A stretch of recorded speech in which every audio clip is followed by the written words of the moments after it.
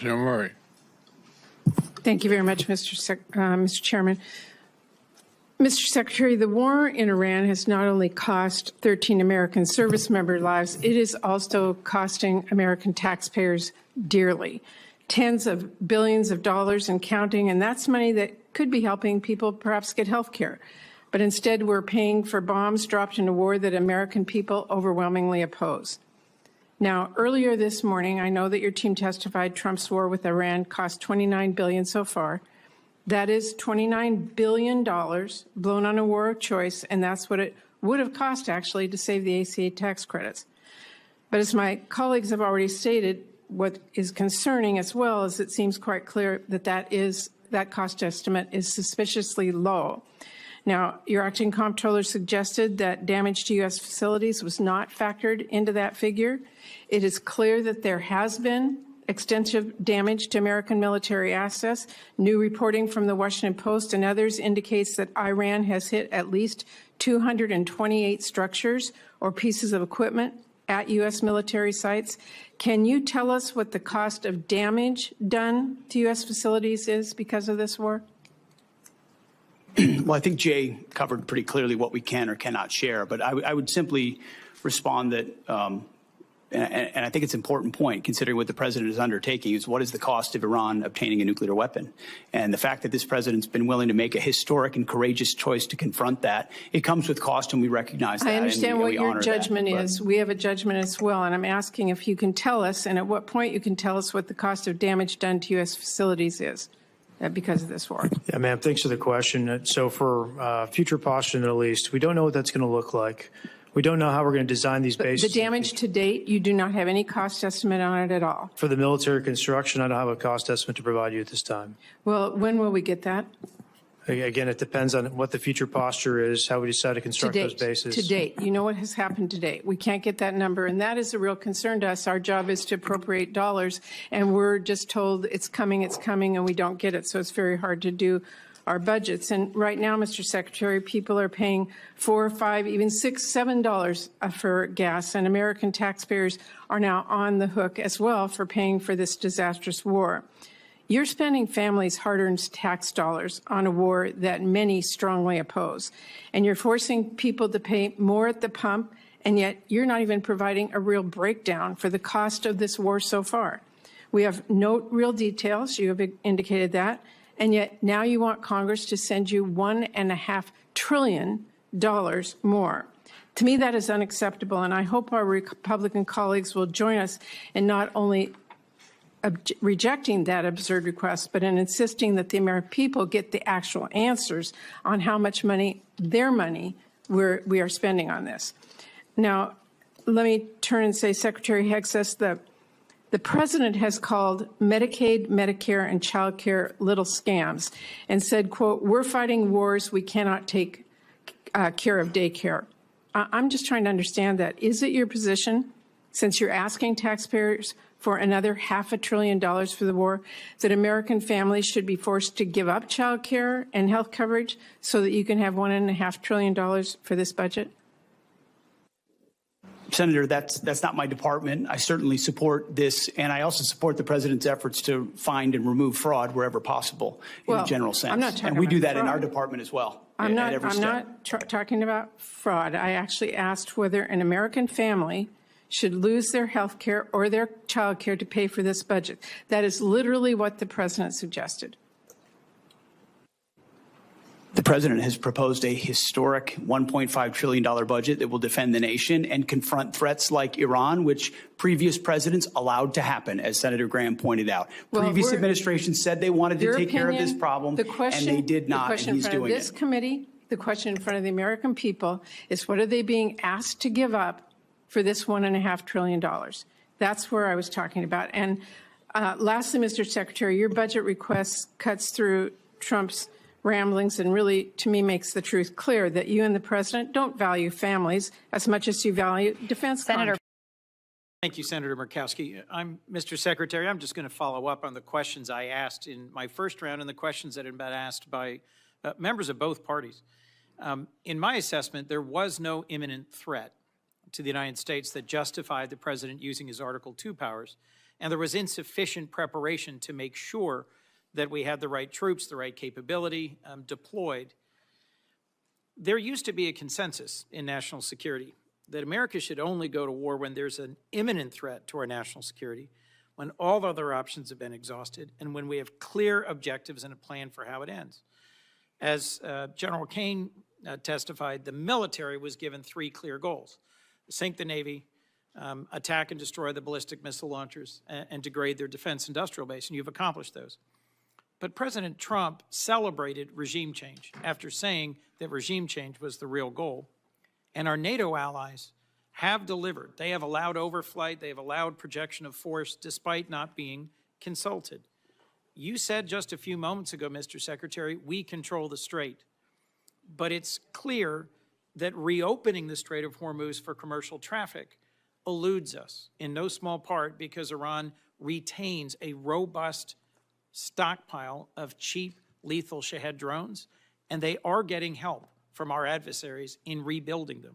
What is your plan for reopening the Strait of Hormuz, Mr. Secretary?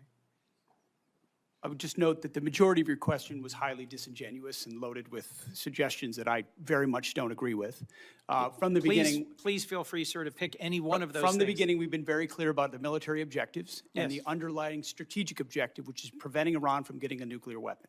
Yes. Take, for example, the fact that Iranians' conventional Navy, they had aircraft carriers with Shahed drones on them before this started. They had full-on destroyers and battleship capabilities, none of which they have anymore. And Did their the inability Iranian to- Navy have aircraft carriers? Iranian Navy had 3 drone aircraft carriers. The Iranian Navy They had had 11 launch submarines. platforms for drones, sure. They had 11 submarines. And you've They had sunk a all of the terror regular Navy. Great, good. They retain fast boat capabilities, which they've always had. We understand that, which we can control for and will. We've degraded almost completely their defense industrial base capabilities. The idea that they control anything, you can terrorize something, you can hold it at issue with piracy, as I've talked about at the Pentagon podium time and time again. Correct. That doesn't mean you control it. We control what goes in and out, and we control whether or not we have to restart conflict. The president does as well. Mr. So Secretary. we're the ones that will manage where this goes in the future, and they have very limited ability to set the tempo or respond to it, and that gives the president a lot of options to ensure that Iran never gets a nuclear weapon.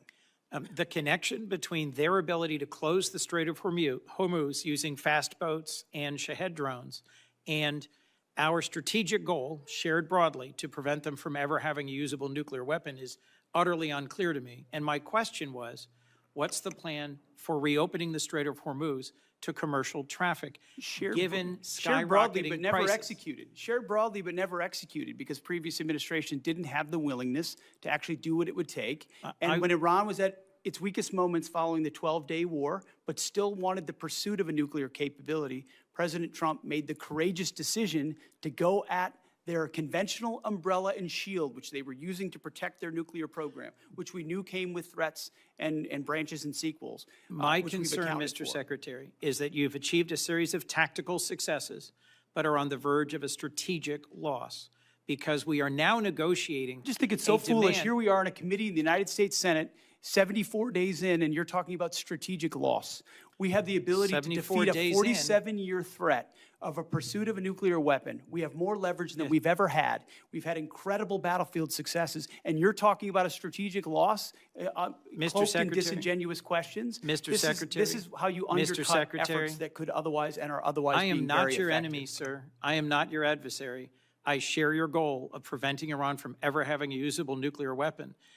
To finish my sentence, control of the Strait of Hormuz, the ability to degrade our partners and allies' gas and oil production capabilities through cheap drones, the ability to harass and harry commercial shipping remains in Iran's hands.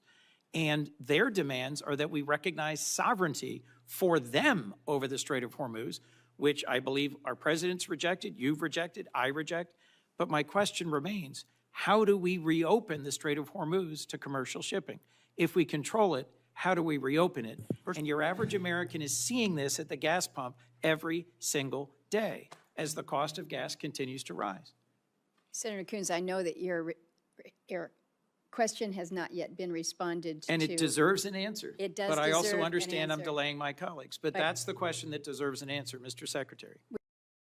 Thank you, Madam Chair. Thank you all for being here. Let me give you a chance, Mr. Secretary, to answer Senator Coons' question, which is a really simple one. How are we going to get the Strait open? Because nothing matters more to our constituents than doing something about these spiraling gas prices, which are bankrupting families and farmers all across the country. And maybe let me ask it this way. This is the first time you've come before this committee, but in other briefings, people that work for you have told us in plain terms that there is no military mechanism to reopen the Strait, that ultimately it will be a political decision made by Iran. And I think you're confirming that here today by suggesting that it will be economic pressure that will create a political imperative inside Tehran to open the Strait. So can you just confirm for the committee that there is not a military mechanism or means to reopen the Strait, that ultimately we have to essentially use diplomacy, economic diplomacy in this case, in order to convince Iran to make the decision to reopen the Strait? I would say, Senator, there most certainly are military means by which we could open the Strait, both on targets on land and also with what we do with our naval capabilities, not to mention our naval blockade. Why haven't you done, if that's true, and that's not what has been testified to us in private briefings, why haven't you done that already? Ultimately, a preferred long-term approach would be a deal where they open it up, where they stop being pirates of international waters and allow countries from all nations to flow. You know, these aren't U.S. ships that are being blockaded there. These are ships from all around the world, creating much more pressure for other countries than ours. So the bad guy here is Iran, who's closing the Strait through piracy effectively, because they really only have fast boat capabilities. We're blockading them. None of their stuff's getting out. They're feeling all the pressure. Okay, here's my follow-up question. You don't worry that through a study of history, you might come to the conclusion that you are overestimating their willingness to cave based upon economic pressure. The Russians believed years ago that Ukraine would cave because of the economic pressure they were putting on Ukraine. We thought the North Vietnamese would cave because of the economic pressure we were putting on them. Your own intelligence estimates, as has been reported, suggest that, in fact, the Iranians are in a position to hold out for potentially years. This is a high-risk strategy to hope that this economic pressure will eventually cause them to voluntarily reopen the Strait when there's plenty of evidence from military history to show that countries that are being attacked or invaded or occupied are actually willing to put up with a whole lot of economic misery in order to preserve national pride. Well aware. We understand all of those historical case studies, and it's not just economic pressure. There's military pressure, diplomatic pressure. We certainly have a lot more military pressure we can bring to bear if the president were to choose to do so. I think there are a lot of different dynamics cards that the president can play, holding all of them to ensure even greater economic pressure or even greater military pressure in Iran. And they know that, and that's why the negotiations are serious and ongoing right now about giving up their nuclear capability, because they understand that. And the problem is time is not on our side here. I believe you are being way too optimistic in your assessment of their potential to cave. But if this goes on for another 30 days, there are going to be thousands more farms that will go bankrupt. There are going to be families that are going to be ruined. And so time is not on our side. And I just don't believe that Iran is ready to capitulate yet. And if they capitulate in a year, there's going to be a whole lot of families and businesses that are ruined in the United States. General Kane, let me finally ask you a question about what seems to be a difference of opinion between the intelligence services that you rely on and the public statements of the President of the United States with respect to our war objectives. The Secretary and others in the President's cabinet have said very clearly that our war objective is to destroy Iran's missile and drone program. The President said just a week ago that Iran maybe had 18 to 19% of their missile capacity left. But there is public reporting suggesting that our intelligence agencies say that Iran still has 70% of their missile and drone capability, which would be a failure of our objectives if that were to be true. What can you tell us about the number of missiles and drones that they have left, and do you dispute that intelligence estimate?